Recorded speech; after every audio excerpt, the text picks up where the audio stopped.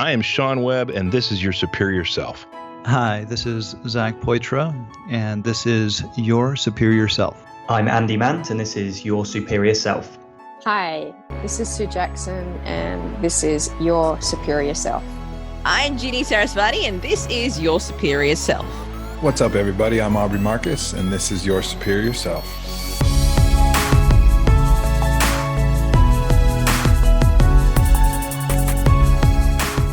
What is up, Superior Nation? Welcome back to another episode of Your Superior Self. I'm Trey Downs, and right now I'm sitting on the back porch at my favorite location in Fenwick Island, Delaware, by the water.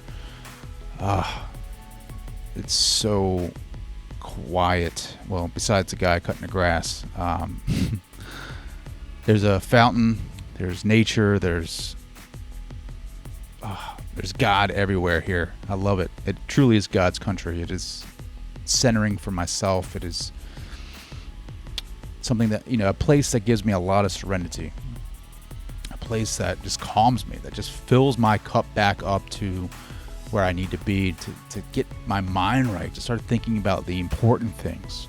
And I went for a run today. It was just a 4-miler, nothing crazy, with the baby. And, I was meditating on... Well, I meditate on a lot, but the one message that came clearly to me was that progress comes at a cost, and that's shedding the old. And that was it. I mean, it's crazy. Some of the messages that I get, wherever they come from when I run, but they're very beneficial to me in my life, and that's why I promote it a lot on Facebook and on Instagram, because I think that it helps me shed all that junk from my life, and it lets me shine brighter, if you want to put it that way. It lets my light shine. It sounds so weird. It lets my light shine through, but it does. It helps me clear all the crud off of me, and I can focus on the important things and be the true power that I want to be. And I promote it highly. Get out there and run right now. But let's get back to why we're here. I have an amazing conversation with Dr. Katie Woodley, who's a holistic, she's a veterinarian, but she has this holistic approach to healthcare for your pets, and which I think is phenomenal, because I never really would have thought about acupuncture for a pet, or really analyzing their diet and thinking about how to approach, like leaky gut. Like, I didn't know dogs got that. Allergies, how to, it all starts with their food.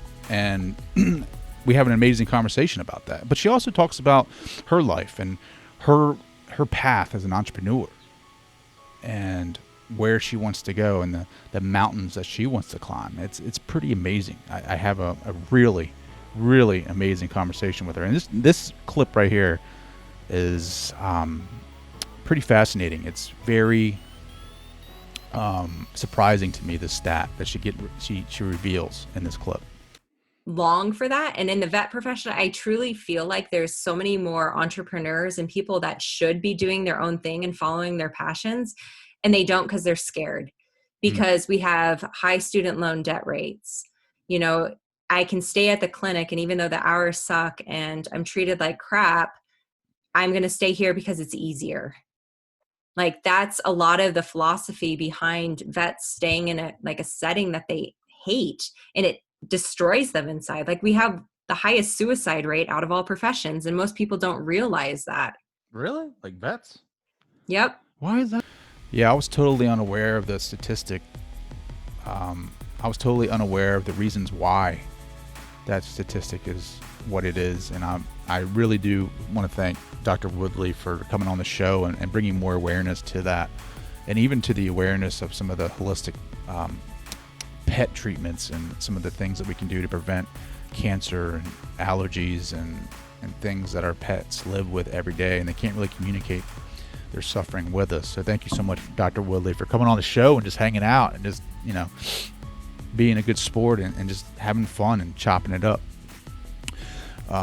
If you guys want to follow more of her story, you can do that by going to thenaturalpetdoctor.com. She has a lot of great content over there. Some programs and stuff that you guys can look at. I don't know if there's master classes or not, but definitely some good material and valuable content for pet owners for sure. But before we get into it, I think that's a boat going by right now. I don't know. It's airplanes. Oh, that's pretty legit. They're like old time airplanes like that do tricks. They're flying over right now. Love the beach. You never know what's gonna fly by. But if you want to learn more about the podcast and you want to learn more about my story or follow me in my journey of development and progress, you can do that by going to Instagram, tdowns80, on Twitter at DownsTrey. You can go to yoursuperiorself.com, learn more about me and what I'm trying to do. Yeah, guys, this is going to be a great conversation, a great episode. I'm very excited to release this to you.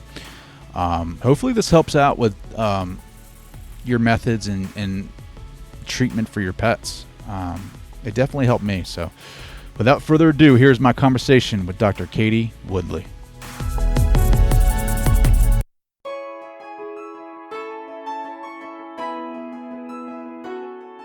Hi, I'm Katie Woodley, and this is Your Superior Self.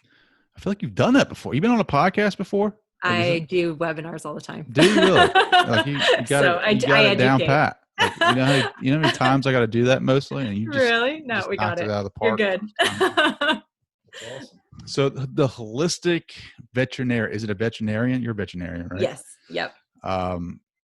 So we were just talking about that holistic health, right? Like, can you explain the difference between that and the typical veterinarian?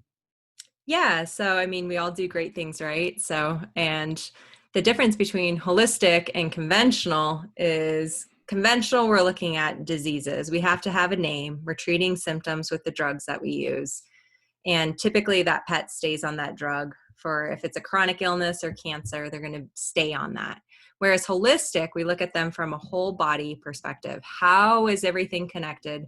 Mm-hmm. Why did this disease process occur? And how do we fix the root cause so that we're not just treating a symptom and allowing the disease process to continue and that pet stays sick and then potentially develops other issues down the road. So we're fixing them, which makes that pet happier, makes the pet parent happier. Bills are less, makes me happier because everyone's happy. And it's so much better than just using conventional medicine alone. And the nice thing too is you can use holistic and integrate it into conventional also. So you can use it with conventional meds and get better treatment outcomes and reduce side effects. I just know when I know when I take my dog to the vet, it's going to be expensive. Yes. and that's why we have pet insurance. Do you recommend that? Like pet insurance? Yeah. Hands down. And the reason why, so I've had 3 pets with cancer now. And our last one, he actually just passed a month ago and he had a brain tumor. And he probably within the past 10 months he would have cost us $20,000, but we had pet insurance. So we paid 10%. Wow. Yeah. That's and so insane. money, it takes away money from being a part of your decision on whether or not to choose a treatment. Mm-hmm. So we could have done brain surgery with him, which I didn't want to do. But money was not a factor in that decision because insurance would have covered 90% of it. So it alleviates that stress associated with the money piece. So if you go into the vet clinic and your dog tears its knee ligament, so it's cruciate, which is like the ACL, that's a $4,500 surgery. So if you don't have $4,500 just like saved or on a credit card somewhere that you can use immediately, that's going to potentially limit your ability to treat your dog. So now you take your dog home and you get to watch them be in pain or suffer or you can't do the alternative side with like acupuncture, rehab, all of those things because money was a limiting factor. So Sure. So you have pet insurance for that. So when I hear the word acupuncture and dogs, I'm thinking that's got to be expensive.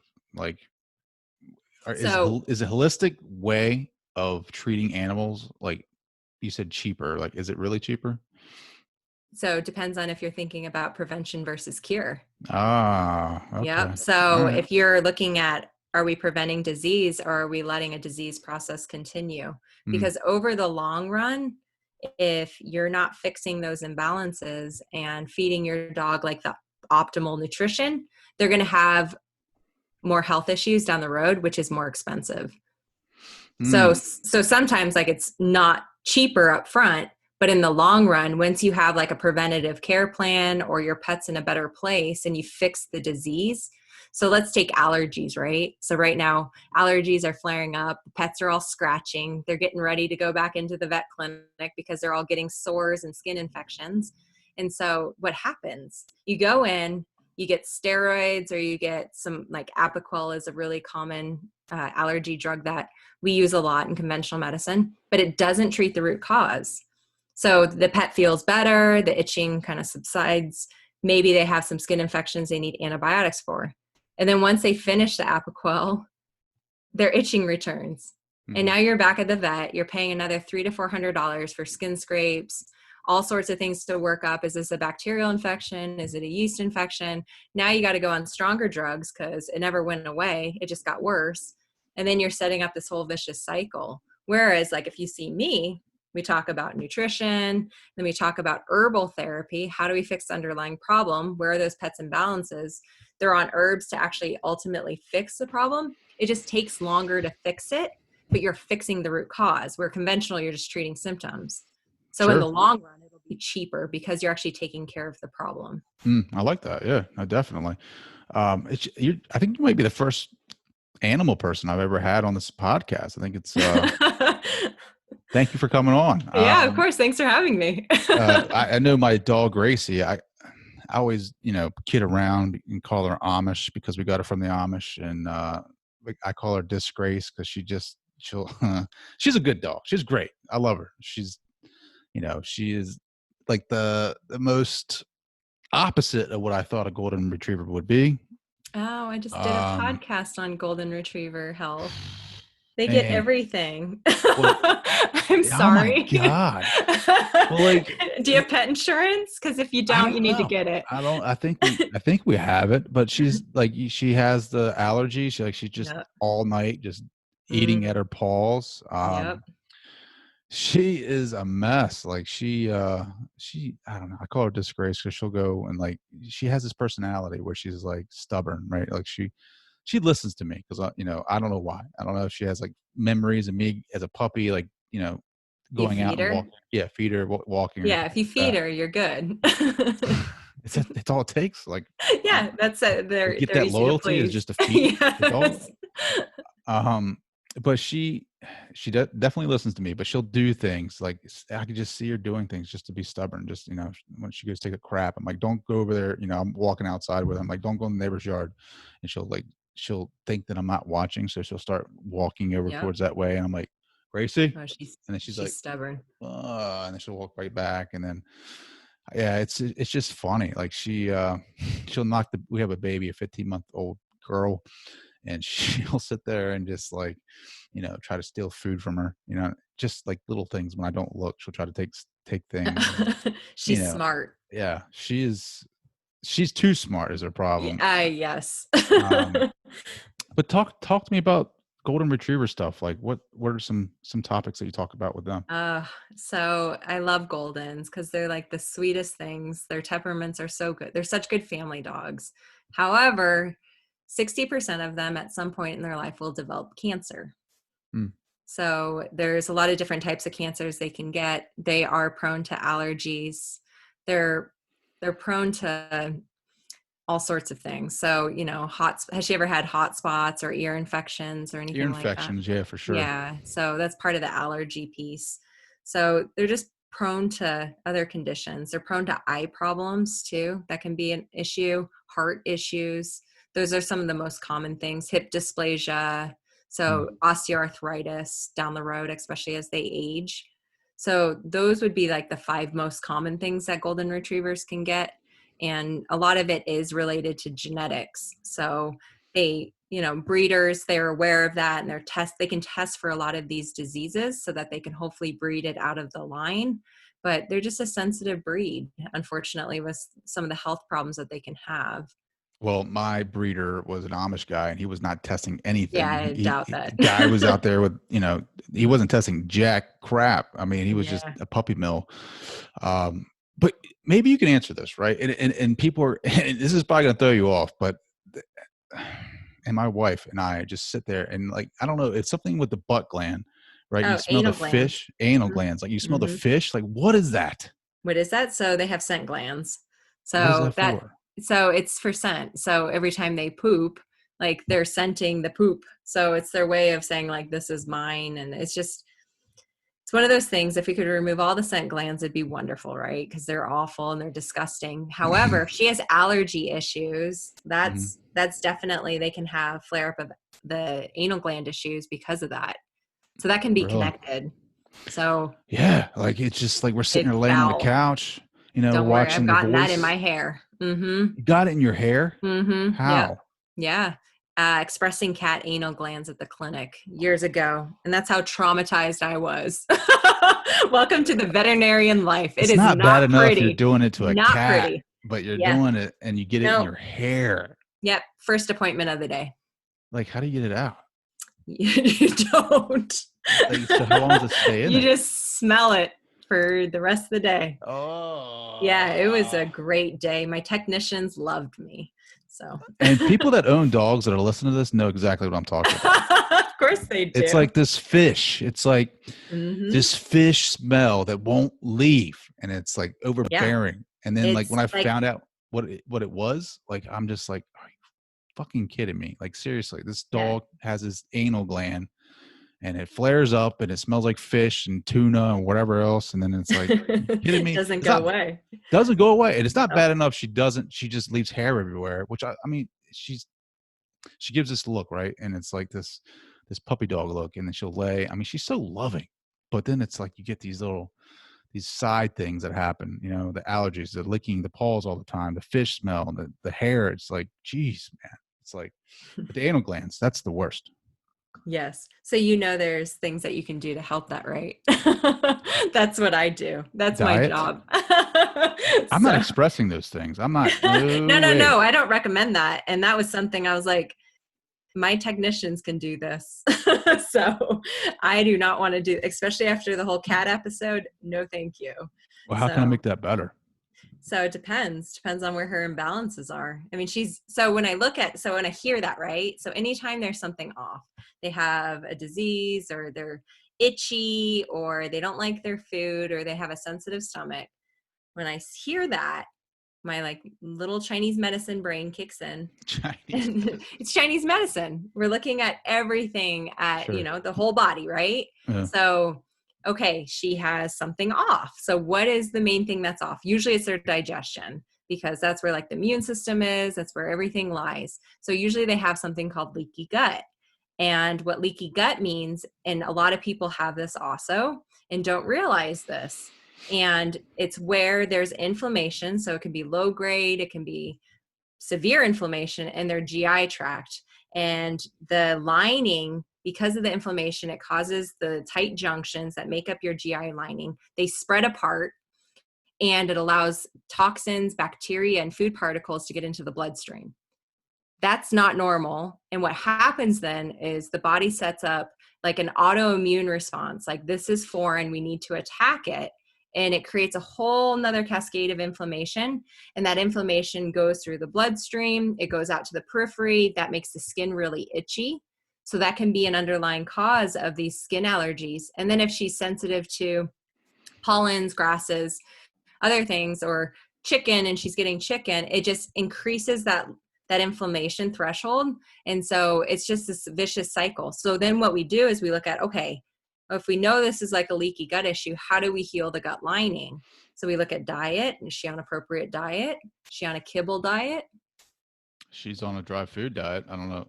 So that's kibble. So that's a dry food diet. So a lot of those are really high in carbohydrates, and that can increase inflammation. So then what we do is we look at, okay, what brand? What are the first 5 ingredients? If it's, I don't know. So that's something with like looking at pet food labels, and you turn that bag around and you're like, oh, okay, it's corn, wheat, gluten, all this stuff. Do dogs need that? No. Does it create reactions? Yes. So you can look at the back of the bag and see, okay, kibble is not necessarily the most ideal diet for a dog because it's higher carb and they need higher protein. They need real protein. So even then we look at grain-free foods, because that's really common right now, because grains can be bad. They're not always bad.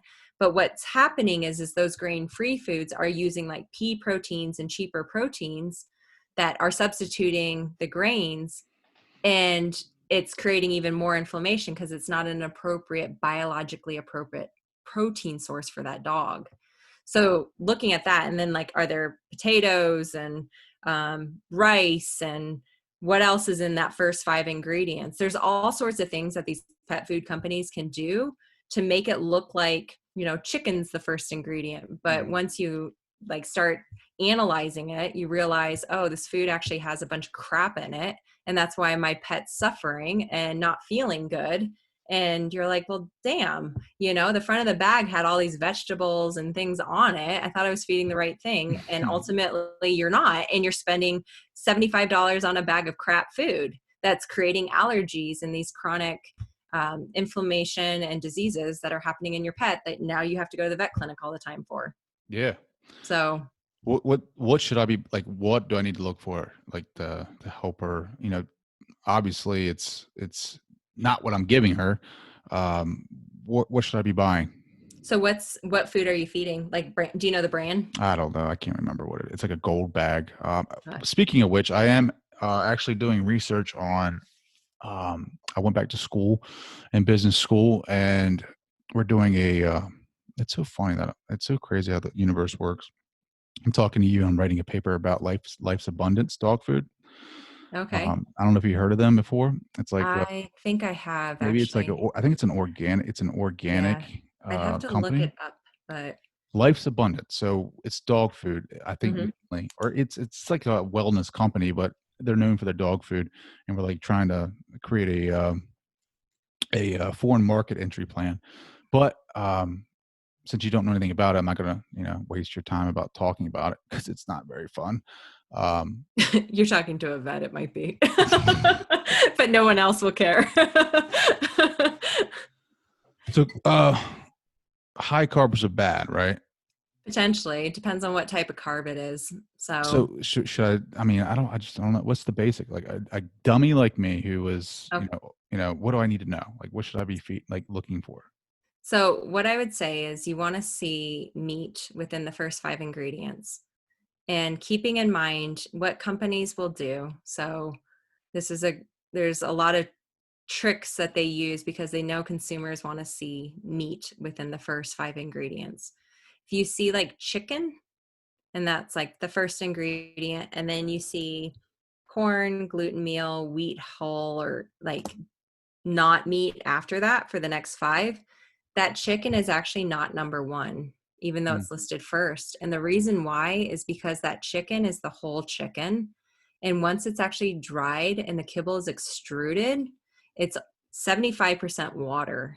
So then you only have 25%. And then those next ingredients are actually going to be, those are the dry ingredients.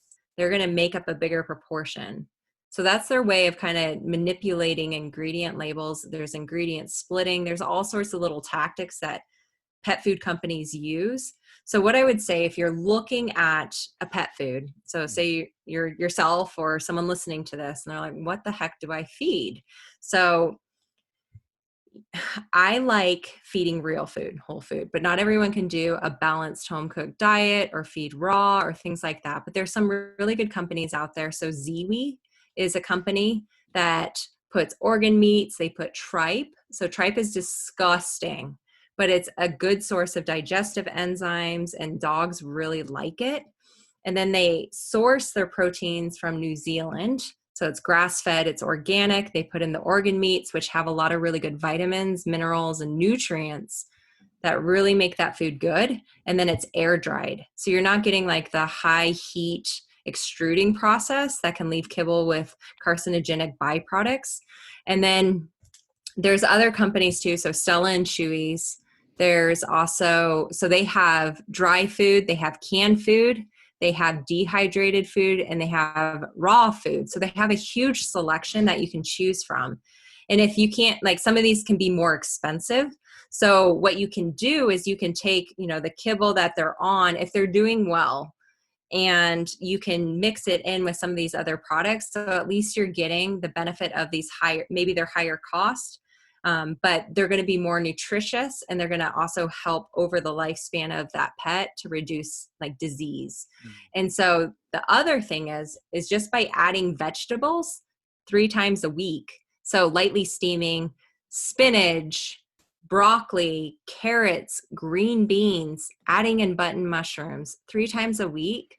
There's studies that show that reduces cancer by 90%. Jeez. For a dog being fed kibble. Like, it's incredible. So that's a super easy thing that you can do. If you're already feeding kibble and you're like, you know what? I can't change this. I don't have a choice. Just start adding in like some real food into that kibble at least 3 times a week. And it's going to make the world of a difference for your pet. Like real food, not like hamburger and stuff like that, French fries, right? Like No, not fast food. So hamburger by itself is okay. Like not McDonald's. So not your Big Mac with like this like side. No, don't do that.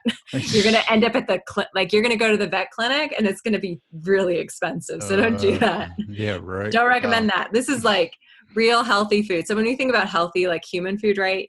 It's like your chicken that's not slathered in like cheese and sauces and all of that. Like this is bland. So bland chicken, bland vegetables. You can use a little bit of like real butter.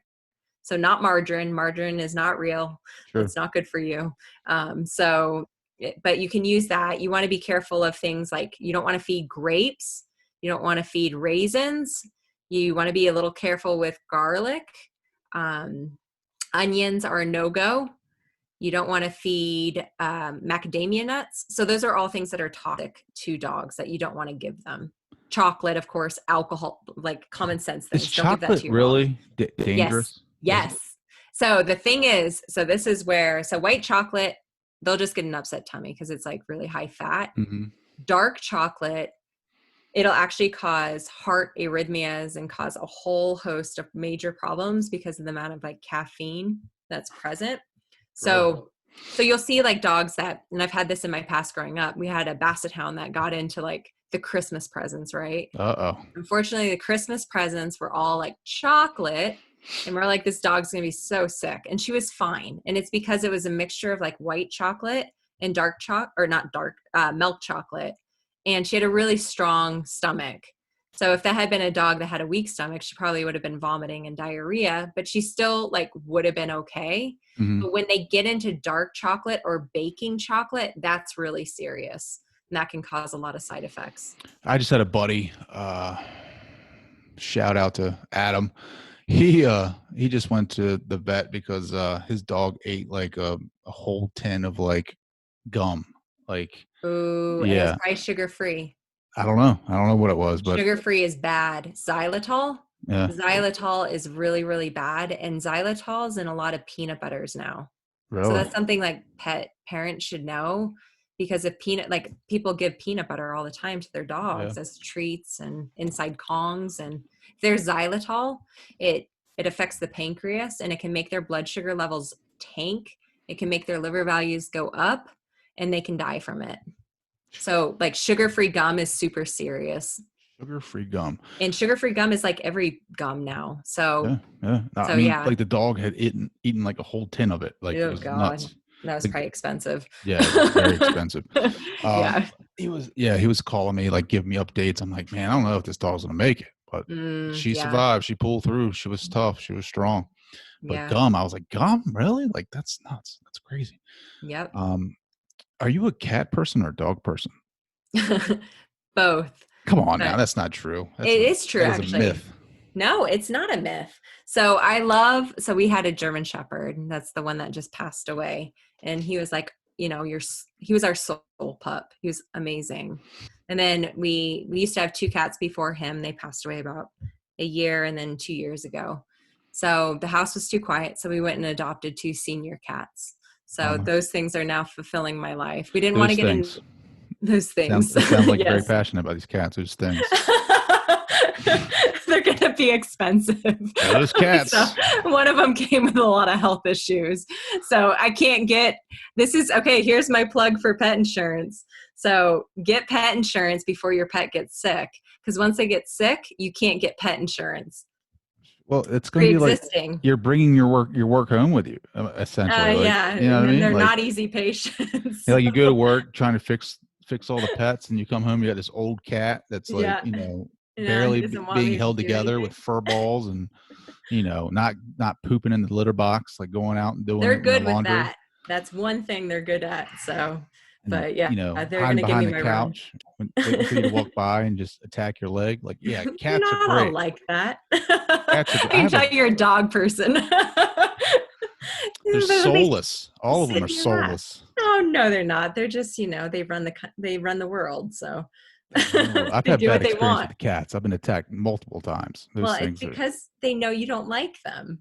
You think so? You think that's what it is? You think? Yes, they're so in tune. They know what's going on. Well, maybe if they wouldn't attack me, I would love them. You know what I mean? Like if they weren't so sneaky, like they're just hiding in the things. See, I love that. I love like crotchety old cats that like want to tear your head they're off. Old. They're like old ladies. They're just like just sitting around, just got an attitude all the time. Like you try to touch them, they scratch you, and it's just no. See, you haven't met the right ones.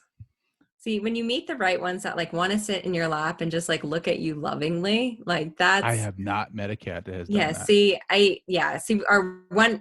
One of the two that we got, the one that's actually healthier, she is she's a little black cat. Her name is Ninja, and we changed it to Kiwi because Ninja. How can you do that though? How can you change the cat's name? She didn't respond to it anyways. She didn't respond. I was like, I'm good then. Does she respond to the new name? Yeah, she does actually. That's not. I think it's because I just say it really high pitched. So yeah, it works. But she's like a little dog. She follows me, and we've had her for 2 weeks. So she follows me up and down the stairs to like my office. She follows me around the house. Like she plays with their little toys. You can like throw that. So she's like a little like cat dog is what I call her. Cat dog. Cat dog. Show cat dog. Yes, it is. Cat dog. So what got you in the veterinary, field? Like what is it? Something that you've always wanted to do? Was it like a certain, something happened in your life where it just drew you to that? So like most veterinarians, here we go. I've been around animals. So my mom was a big part of me becoming a veterinarian. She's a huge animal lover, and she's in the medical field. She's a nurse practitioner. So I've always loved like the medicine, the science side, loved biology. But all the animals would always show up on our doorstep. So like if there's an issue with an animal, it needs a home, it's like on our doorstep, literally. So there were always animals in our house, and I love that. And I didn't know if I wanted to actually be in the human side or on the veterinary side. And so going through high school and college before, applying to either vet school or medical school, volunteering in the hospital, like through hospice and the ER. And then I was also volunteering as a veterinary assistant. I was just more like, I love the people side, but there was something missing. And when I was working with animals, like you get both. So a lot of vets go into the field because they love animals, but they don't like the people, and they're huge introverts. They don't realize that unfortunately that animal comes with a person, like it doesn't talk to you and tell you what's wrong. However, I like dealing with people for the most part, and I love the animals. Like it's just, there's something about them. Like you have a dog, you understand that they give you peace. There's calming energy about them. And it's really neat being able to, do something different every single day. Like with people, I feel like when you go into the human medicine side, you specialize in something. Like that's what you do. You're either like a neurosurgeon or internal medicine, or you do senior care, or you're in the ER. Whereas like vet medicine, even though this is a huge part of like the stressful side of the profession, like we get to do ER, we have emergencies, we have cats, we have dogs. If you want to see snakes, you can see snakes. You can do Chinese herbal medicine. You can specialize in acupuncture if I wanted to, and go back and do radiology or pathology. There's huge areas that you can move into. And that's something like with my where I've gone in my field. Like I started out with just being in conventional practice. So working at a clinic, doing dogs and cats, doing everything, being on call. And I didn't like that. So that's why I went into the holistic side. I got certified in acupuncture, Chinese herbal medicine. And I realized, you know what? I actually just want to do this and I want to work for myself and I don't want to be on call ever again. Who doesn't want to work for themselves? There's a lot thing. of people that can't or don't want to.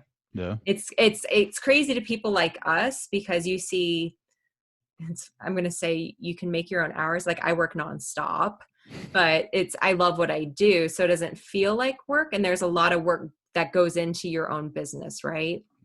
But some people just don't want that. They're comfortable. Like that's the thing. They're comfortable.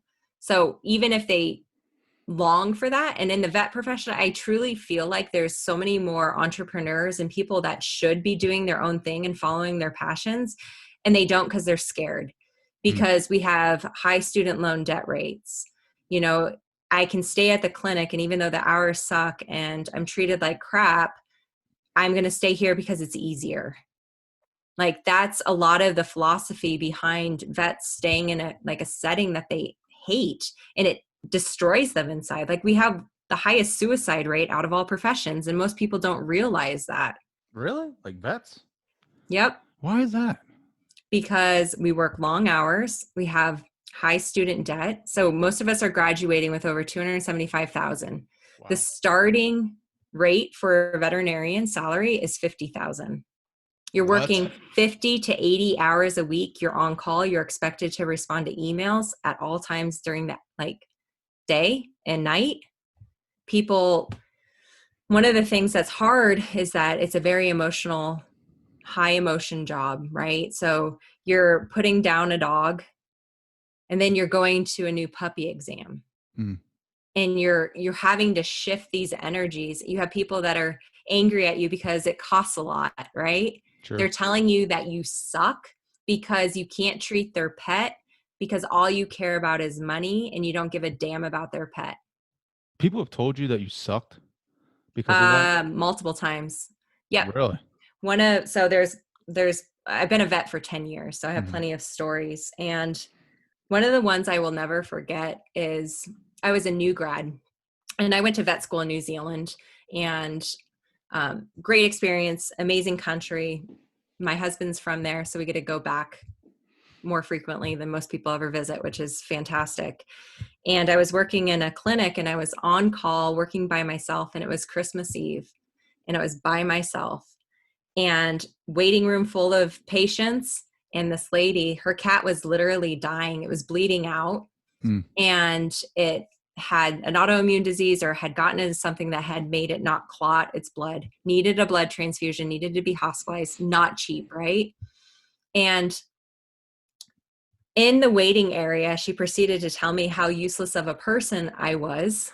And she didn't have the money. So that was a big part of it. So, her cat is dying. Like, I don't have a choice. Like, we either do this or it's not going to make it anyways. Like, our time is limited if we're going to start treatment. And I will never forget, we ended up making the decision to put the cat down to euthanize. And her mom came in and her mom was I think there was some mental stuff going on with her. There was some mental illness and her mom was apologizing for her. And we went into the back and I was by myself because a lot of the stuff you do is by after hours in New Zealand, you're alone. And I remember letting her have time with the cat and she just the entire time was talking to the cat about how horrible of a person I was and how sorry she was for the cat because I couldn't care about coming in after hours on Christmas to save him. And then it was one of those things as a new grad, you've been I was out for, I think 6 months and it's wow, this isn't why I did this. Sure. And it's just, there's things there's plenty of stories, unfortunately, like that. And there's more stories than that of great people. And that's why you stay with it, right? The people who are appreciative and understand. But that's why a lot of people, end up committing suicide. We have access to the drugs that we can do it. We know how peaceful the process is. And maybe, you know, they're at the end of a long week that they're super stressed out, and they're at the end, they're just like, why am I doing this? And then they get a client like that. And that's the last thing to tip them over the edge. Sure. So I mean, that's a terrible, terrible story, terrible, a terrible statistic about, I didn't know that about the suicide rate. What would be like some possible methods that you could use to like kind of mitigate those feelings, right? Like meditation, like what do you do when you're feeling stressed out, or, you got to come home and take care of the old cat? Remember my love for him. So that's a big thing. And, that's one of the things too, with being able to go into holistic medicine and own my own business. Like, I feel very thankful for that. However, with like working in the vet clinic, like this is where I wrote about, like the whole high performance habits and Brendan Burchard, like that's where my life changed. And that's actually where I realized I wanted to work for myself. And creating those habits and taking the time and blocking it out for yourself is key. So what happens is we end up giving, and people will take as much as you give, right? And so blocking out those times, having the morning routine thing for me is huge. Like walking in the morning, taking time to like express out loud 5 things you're grateful for, even if it's like, we have a house, like we are safe. Like remembering those, like even those small things is huge. Writing in a journal each morning. So like having a 30-minute routine, right? It doesn't have to be like 5 hours, but 30 minutes to ground yourself before you go into like the chaos of a clinic setting and potentially, go into a negative environment or whatever you're dealing with at the clinic, having that. And then when you're driving home is like releasing it. So, and then setting an intention when you walk into that house. So you're not bringing, because one of the things that I was bad at is I would bring it home and I would complain, I would cry. There were a lot of things that I would do, and my poor husband had to deal with it all. And now that doesn't happen. And I work longer hours, like hands down, like I work nonstop, but it's not that grind and that lack of gratitude and, embracing like, why am I doing this? Because I'm serving the pets. And the harder I work now, the more I can serve more pets and make holistic medicine more available. So like my mission is big. And I think that's where a lot of veterinarians, we lose that mission.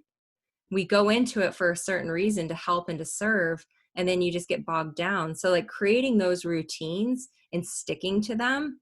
And also the meditation thing is huge. I'm not good at meditating. I'm not going to lie. Like my meditation is like walking. I'm good at that. Like, being present. Like that's my type of meditation. I am not good at sitting still and just like letting it all go. I like being outside and walking and being present with like nature and, like the birds, hearing the birds, the mountains, like just embracing the beauty that you're surrounded by and the calmness. Like that for me is my meditation. You like being in control, huh? In control. I am a veterinarian. So yes, I'm not going to lie to you. I'm just saying, if I'm a veterinarian and a snake comes in, I'm not treating it. I'm just saying. Like, I don't do snakes. Nope. There were no snakes in New Zealand. You don't want me to treat your snake because I don't know what to do with it. I'm not touching it. So I don't do snakes. Nope. Meditation has taught me a lot about myself. Usually they say if you can't do 10 minutes of meditation, you need to do an hour. Are you saying something to me? A recommendation. But there's so many different methods, though. I mean, there's like you were saying, like the walks. They're good, but they get you, they get you into that flow state of mind where, I don't know if you have ever read Stephen Kotler. His readings, his material is about the neuroscience behind flow. But meditation for me is it's just observing the thought, right? Being in the moment. The moment is the gift. And I've been saying this like every interview, basically. Just like I've come to this realization that the moments like these, like you and I talking right now, like I'm really appreciative that you're on the show, and I'm really like enjoying our conversation and being in it and trying to remember it, because like I've just my whole philosophy on life and why we're here is rapidly changing every day. And it's not like crazy out there, but it's kind of crazy out there. Like, I'm starting to believe more and so in like reincarnation, and, I'm getting into a lot of, not anything crazy, but like just these different ideas, like I'm reading a lot of Edgar Casey. I'm reading, what else am I reading? I got tons of books around here. Jack Kornfield. And just getting those types of ideas. And it's like, if you have this concept that we are being, we do reincarnate, right? Like, I don't know if you've ever thought about that or heard about that. But, this idea that the souls keep wanting to come back for a different type of like experience or education. And it's like, well, I had this realization the other day. I was like, if we just keep coming back, then what I'm experiencing right now is very valuable, because we want to keep having it. So it's like every experience, like I'm looking at things anew, like you and I talking right now, like just having a connection with someone I just met, and like being fully present and being fully aware and like being fully here, and like remember, like that's why the soul wants to be here, is it, the feeling, the emotion, having a conversation with my son, like being fully there, fully in the moment. And I think, and I contribute that to the slowdown that we're in right now, like with the COVID and everything that's going on. Like, it's helped me slow down quite a bit as far as just taking extra time and just spending it in the right areas in my life. And the moment meditation, it's like it like opens the heart, and I can't explain it. Like for you, maybe you can't quiet the mind as much, but that's tough for me too. And I find that instead of like, I look at it as prayer too, right? Like praying to God. But instead of praying, I'm actually listening for something, right? Listening to him talk to me, which is, it's crazy how we got to this topic, but I'm just like thinking, I'm like, we go from veterinary, consultation to incarnation and reincarnation and meditation and mindset. I think I love this conversation. I don't know about you. Yeah, no, it's awesome. The interesting thing with the whole reincarnation, that's a huge piece in that medicine. Like a lot of people, like they believe that their pets are reincarnated. I just watched that movie. What is that movie with Dennis Quaid? Oh gosh. I don't like watching those movies because they just like make me cry. So I was ugly crying. Like I hate Is it what is it called? I don't know. It's like Dennis Quaid. Dancing in the Rain or something? I don't know. It's like Lost Dog or something like that is his dog, and he like it's I don't know, but I'm not watching it. You gotta watch it. If I watch it, you gotta watch it. Racing in the Rain, isn't it? I don't know what it is. I don't know. Dennis Quaid's in it, and his dog comes back to life. Or not back to life, but he has a dog. It's his childhood dog. He has all these experiences, and I don't know. I forget how the first movie ends, but I just watched the second with my wife and kids, and I'm like very, I try not to be very emotional in front of my kids, just because I don't know. It's okay. It's a dude thing to do, right? And I'm like ugly crying underneath the pillow, like because this dog has come back. And Dad? Yeah, what's wrong with? Is something wrong with him? Does he need to get to the hospital? He's like shaking uncontrollably underneath that pillow. I don't know what's going on over there. But yeah, I mean, it talks about reincarnation. It talks about these multiple lives and essentially coming back and experiencing that. I don't know what you believe in, but I'm Catholic, and it's like my mom, it's funny when I like forward her books about stuff like that. She just immediately, oh, thank you, baby. And then I won't hear anything about it because like she doesn't want to listen to it or she doesn't want to read it. It's pretty funny. Yeah, no, I'm Catholic. I went to Notre Dame for my undergrad. So you're just like this high achiever, right? You go to Notre Dame, you went to New Zealand, you come back. That's not high achieving. Anyone can jump on a plane and go to New Zealand. Well, they can't be a vet. Anyone, if they want to, they could. It just depends on what you want, right? How many years of school was that? 4. Four extra? Yeah. So I've done a lot of schooling. I'm doing some extra courses right now too. Yeah. So I like learning. That's the thing. I like will never stop learning. Now? Right now I'm doing a veterinary oncology, like Chinese herbal medicine course. And then it's kind of like a deeper dive into it, which has been really good. And then I'm getting my food therapy certification. Now, so now that you have your own practice, so now you have to put on both hats, right? Like you have to be the entrepreneur / doctor, right? Yes, that's why I work all the time. That's crazy. But I don't have a clinic. I do house calls, and then I do a lot of phone consultations. So my business is actually really non-traditional because I've been shifting to creating more online courses and content. So I do a lot of, I have a pet membership where we do monthly live webinars, and I do podcasts with people, and I did a 2-hour golden retriever, healthy hangout today with someone that has a supplement line. So it's very non-traditional. I like house calls, but it limits the amount of impact I can make. I can only do so many. And if I can impact more pets' lives by creating content that can help them so they can engage in a course or reading a wellness ebook or a PDF, that is my ultimate goal.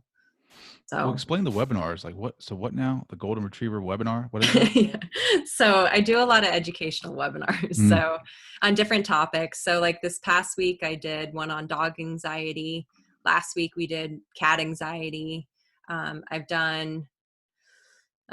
We did a grief webinar, how to manage grief when you lose a pet. I do allergies, cancer. Cancer will be next month, is going to be the big focus. It's Pet Cancer Awareness Month. And that's been a huge part of my life, unfortunately, with my own pets. So it's just major topics that people need more of that are super common. And I just go on and engage with them and present a presentation that provides information and knowledge that they can start implementing right away. And it's a generalized overview because I can't give individualized care without doing a consultation, but in a lot of time it's enough to just get people started. And if they need more deep in-depth stuff, then that's when we do a phone consultation or a house call if they're in the northern Colorado area. That's But I love that is my jam. I love teaching. I love getting jam. on. That is my jam. I love it. That's old school though, right? The old school house call, those, house call practitioners, so they'll do that all day, every day. It's just, when I look at what I do, so my stuff isn't just go and vaccinate, right? I go and we get a full history. My consultations are at least an hour. I spend time beforehand reviewing medical records because I need to know what's going on to get the full history. Then we go really deep in really weird random questions that aren't asked by your conventional veterinarian so that I can figure out where that root cause is, right? So then we can treat it. And then do the physical exam. If we do acupuncture, do the acupuncture. Then I go home and research, make sure we're doing the right thing for your pet, and then create an entire treatment plan and email that to you. So there is a lot of time that goes into it. So when I look at my day, and if I'm doing just herbal consultations, I'm realistically, if I want to have somewhat of a life, so I sleep for 8 hours essentially, then I can only see five new patients max a day. That is so limited in the amount of impact I can make. And I'm not okay with that. I'll still do house consultations, but there's a bigger mission because there's not enough people doing what I do out there in the world.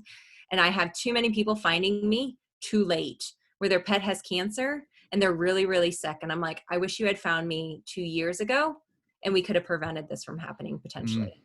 So that's my mission. What's your next step in growth and scale? What do you got to do? Why are you laugh? What do you got to do? Because of all the stuff that I'm doing. Yeah. So my growth, my scaling. So what I'm doing right now is I have some courses and I have some ebooks that I've already created. So getting those out there, it's the marketing piece. People don't know I'm here. So once I get to a point, because I still do house consultations and then I do a lot of these side things too. And most of them are free because I just want to serve and also increase awareness. And as that grows and gets bigger, and hopefully there's more paid things, of course, with all sorts of like news stations, radios, being at like workshops for people, going to conferences and educating there. That's where the scaling piece happens, and turning those into evergreen webinars. Mm-hmm. So that way they can just be recurring, and then having other people manage my email, social media, like responding to people, because the amount of questions I get every single day, I need someone to manage that, to kind of correct them and drive them into like a consultation, or into, you know, here's our pet membership. This might be a good option for you if you can't afford a consultation. You need a funnel. I have funnels. Yeah. So yeah, I need better funnels. So let me put it that way. I know the funnels. I use Kajabi. So I love Kajabi. So, I've created some, like I actually just did a Pet Pro workshop too. So helping pet professionals get their businesses online and thriving, because so many people are shutting down because they haven't been able to pivot or seen where they can change their business to serve their customers online. So that's a big thing that I haven't created that funnel yet. I wanted to like get it out there and launch it and kind of see some of the feedback. And I'm like, okay, people like that. That needs to get out there. How many podcasts do you do usually? It depends. It varies. Right now, everything's happening all at once. So it's been really busy this month. It seems like it all comes together. Yeah. It just depends. Yeah. Like one of the actual golden retriever webinar was through someone I did a podcast with. That's how we originally met. So he has the Thriving Dog podcast. Oh, nice. And so we did an interview a few months ago, and then we had been talking. He has a supplement line that's amazing. And I'm like, why aren't you selling this? I was like, let's do a webinar, you know, and get the golden retriever people on and like showcase like how amazing this is, and talk about their health and like the things that they can come down with and how to prevent that from happening. So Sure. It was really good. We had 155 people register for it. That's awesome. And yeah, they were on and they were asking questions. It was great. I loved it. They were all engaged. Like, that's the thing. I love that. I'm like, yes. So what do you like? All right. So you like the quietness of treating a pet, right? Yes. And you like the entrepreneur side of things, of that thrill of that being able to scale, to be able to, you know, show the world your gifts, right? Like to show them what you're doing as a veterinarian. Like, so let's say you scale, let's say you get to that point where people are asking you, you know, are just buying your subscriptions or memberships, and they want to be around you more. Like, what do you, I mean, once you reach that mountain, that mountaintop, like what does that look like for you? Well, the thing is like, so when I look at mountains, right, there's always a higher mountain. And it doesn't mean you're not enjoying the journey. So when I say that, like, that's a big thing, right? It's never good enough. There's always this journey. And so where that goes is, I can see, I don't necessarily want to have other veterinarians, but there could potentially be franchising that can happen. So if people like the concept driven. So you need to read this book. Okay. It's called Driven by Dr. Douglas Brockman. He's a good friend of mine and a good friend of the show. He's coming on, by the way, guys. I haven't forgotten about him. So I'm just like you, right? Like, there's, you know, you said the comment, you know, that top of the mountain looks like there's another mountain, right? Like there's something to climb, right? Like there's, you know, once you climb that 100-foot pole, you know, let's say there's a 100-foot pole over there, and once you climb it, what do you do next? Oh, there's another 100-foot pole. I'm going to climb that. And then I'm going to climb the next one. I'm going to climb the next one. And he talks about people that are driven like you and I. And it's a trick question, because once you climb that 100-foot pole, the trick question is, there is no pole. We make it in our minds that there is one, right? Like that whole meditation idea of being in the moment. Just read this. Yeah. Because this is, and I'm not trying to, you know, I'm not trying to like say slow down, but I'm saying like slow down, because sometimes driven people like you and I can kill ourselves trying to scale, trying to grow, and we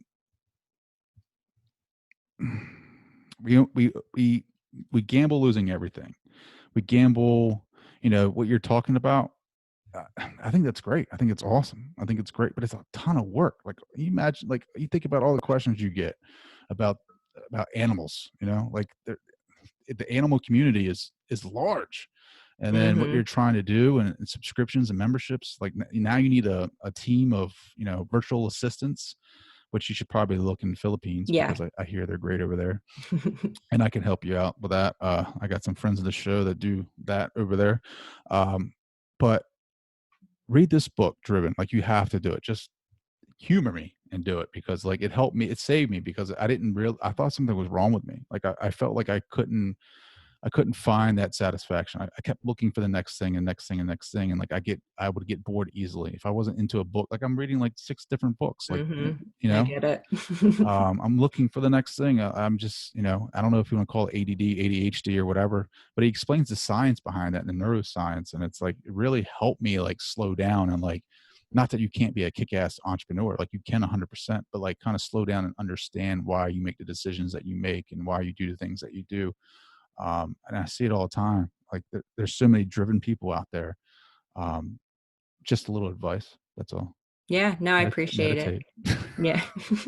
Slow down and meditate. He does like this weird meditation in here. It's not like your typical meditation. Like it's like open eye. Like he'll have like he does this breathing technique and he gets the blood pumping and then he sets a candle or something, like something you can stare at because the way that driven minds are like us. Mm-hmm. So his philosophy is that we are derived from the hunters and gatherers, where we're always looking for like we're always on the defense. We're always looking for that next predator to come after us because we're the hunters, right? Like, so we learn. I'm more so a visual learner than, listening, in class. Like I can't, Yep. I'm not very analytical. Like you're a doctor. I mean, I'm visual. I learn by doing and seeing. Yeah. So. He explains the neuroscience behind that and how he has two PhDs. He's had a hard life. He used to live in a van down by the river, and changed his life and where he's at now. I mean, it's amazing. He teaches meditation alongside with like sniper like shooting. Like he'll do meditation and then like take everybody out and do like long range shooting because it's like same kind of practice where you have to control your breathing.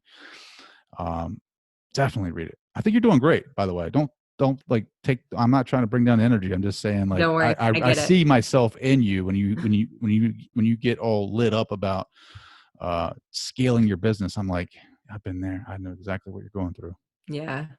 I think the biggest thing for me is not necessarily like being number one, being like seen everywhere. The big thing that's most important for me, and this is a huge driver for me right now, is that quality of life and being able to create that space where you can slow down and getting my husband out of his job. What's he do? So he manufactures aircraft. Oh, because that's so bad. I'm just kidding. It's so like repetitive and there's lots of chemicals and like, it's just it's not fulfilling. And so like if I manufactures the body, the parts and the body, and they do like kind of everything. So it's just very repetitive day after day. He's exposed to like carbon fibers and chemicals, and you're in the lighting, there's no light. It's all the artificial light and it's just not ideal. And our ideal life is like, this is my ideal life.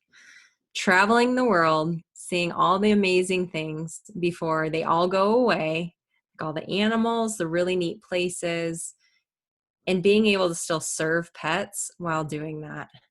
So that's the whole goal, is putting it all online and not having to do house calls because that's all like recurring revenue. Mm-hmm. It's helping the pets. I don't have to be running around like crazy. And I get to spend time with my husband, seeing the world and traveling the world and just enjoying life while still being able to serve. Like that's my ultimate mission. That's awesome. I love that. Yeah. So that's powerful. So like right now, it's like the harder you work, right? The more you put in, those doors open up as long as you're taking care of yourself. I get that. So that's why like right now it's like, go, go, go. What can you do Like, how can you share? How do you spread your message faster? How do you get those funnels going? Katie, create that and then turn it into an evergreen product, test it, and then go from there. So like when I say scale, like it's not truly like, I don't want 15 people on my team. I don't want a ton of people. Like I was the medical director at my clinic. I didn't enjoy that. Like, Scale like it's like the online side, the recurring revenue side. Mm-hmm. So like once you have that set up and you have those pieces optimized, like you're good. You know, it's not like you're having to create something new every single day. Yes, I do the newsletters, and yes, I do like my social media, and that's fine. Like I enjoy that as long as I don't have to be doing all these other pieces, you know, all the time. So, yeah, the system, once you get the systems in place, yeah. then you can kind of let it go on its own. Then it's all about automation. Yep. However, you know, dabbling in it a little bit, like the only thing that's going to change is like as your message changes, then obviously your systems will change a little bit, just like editing some things here and there. But once you get that foundation, I mean, then it just goes on its own, and then that's when you can kind of relax a little bit. But it's tough. It's tough putting in those systems if you don't really know how, right? Like, so your background is in medicine, right? And it's not so much in funnels and scaling and systems. That's why I joined Brendan's group. So that's why I did that. I said, I have to do this because we're not taught this. You know, I'm gonna introduce you to a friend. Her name is Barbara Turley, and she is really good at putting systems together. Like she has research her. She has a company that does the virtual assistants in the Philippines, and she's such a great person. I love her. She just had a baby not too long ago, but she's so kick-ass. She's like I don't know if she's from the UK or Ireland or something. I don't know, something like that. But her background, she was an executive or something at some big firm, and she basically went out on her own and created this company, and she's grown it, and she's awesome. She's you know, I could definitely introduce you and help you. I mean, if you need help with the systems, but I mean, it's tough to create if you don't know what you're doing. You know, it's just, like me, for instance, like I remember when I was, you know, first creating the website and trying to get, you know, build the email list and do everything that Gary Vaynerchuk says you got to do. And Brendan, and it's tough. I remember trying to create my first website. I was like, it looked like shit, you know, like it's tough. It's tough. I mean, but you're doing it. That's the thing. You're doing like, you got to do it, right? Key. Yeah. Most people never start. It's because awesome. they're too afraid to be seen, starting small. Well, speaking of which, how can people find out more about you? So they can go to thenaturalpetdoctor.com. They can also look up The Natural Pet Doctor on Facebook, Instagram, and YouTube. We have a YouTube channel with lots of videos. That's awesome. Do you have a podcast yet? No, I'm not adding that. You're not going to add that? No, not right now. No. You should do like a 10-minute like daily tip for dogs or something like that. That's the social media side. So sweet. Facebook and Instagram, and then that goes on YouTube. So we're growing that. So that's awesome, Katie. Well, I want to say thank you for joining the show. This has been really fun. I learned a ton of, you know, about golden retrievers that I didn't know about. And definitely the biggest takeaway is I'm going to look and check and see what ingredients are in the dog food, because I can't take the fish smell anymore, the anal glands, and hopefully we can cure that. Sounds good. No, it's great being here. Thanks for having me. I want to say thank you to Dr. Katie Woodley for coming on the show and mixing it up and having a great time. I want to say thank you to you, the listener, for downloading this episode and hanging out with me today. I know you guys are busy, and I appreciate that you guys take the time to listen. Please leave a rating and a review wherever you get your podcast from. It helps me scale the show. It helps me get this out to those who may need it the most. Remember to stay in the moment and be in the moment. That is where life happens. And again, thank you so much for hanging out, and I will talk to you later.